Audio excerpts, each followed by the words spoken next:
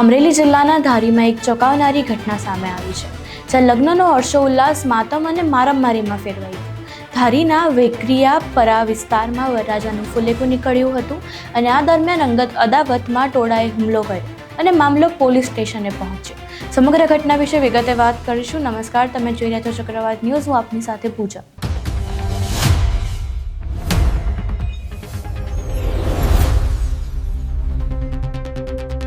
અમરેલીના ધારીના વેકરિયાપરામાં રમેશભાઈ વાઘેલા નામના વરરાજાનું ફુલેકું નીકળ્યું હતું. દેવી પૂજક સમાજના લગ્ન પ્રસંગમાં સગા સંબંધીઓ અને મિત્રો નાચી ઝૂમી રહ્યા હતા, પરંતુ અચાનકથી જ નજીવી બાબતે આ વરઘોડો જાણે રણ મેદાનમાં ફેરવાઈ ગયો.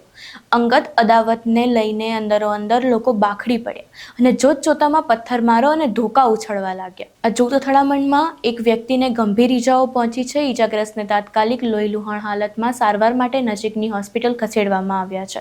સમગ્ર ઘટનાની જાણ થતાં જ પોલીસ તાત્કાલિક ઘટના સ્થળે પહોંચી અને પરિસ્થિતિ પર કાબુ મેળવ્યો હતો. પહેલા અહીં એ દ્રશ્ય જોઈએ, જેમાં વરરાજાનું ફુલેકું રણ મેદાનમાં ફેરવાઈ ગયું.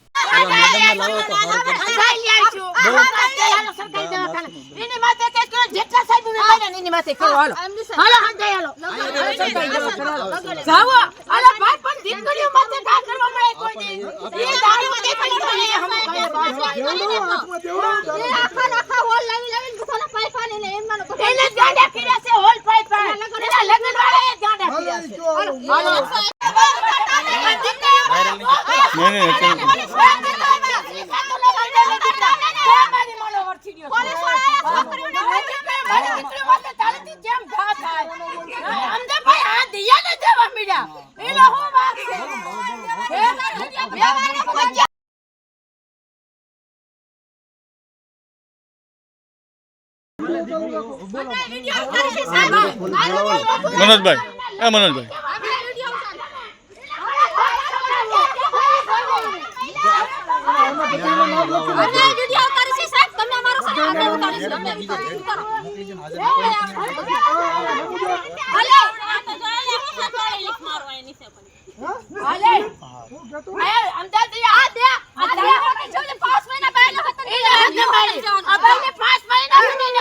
ખોટી રીતના હાવ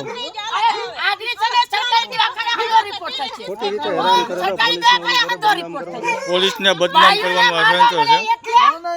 આ બેન ખોટા કપડા ફાડી અને એમ પોલીસને બદનામ કરવા માંગી.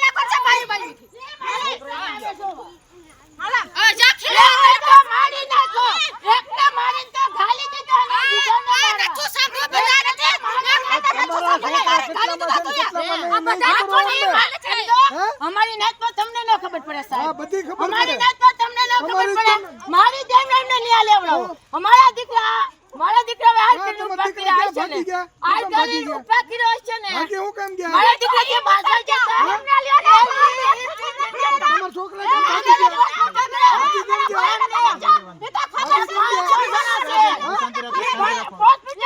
પોલીસ ઘણી શાંત પાડવાની કોશિશ કરે છે, પણ આ લોકો ઉગ્ર કરવા માંગે છે.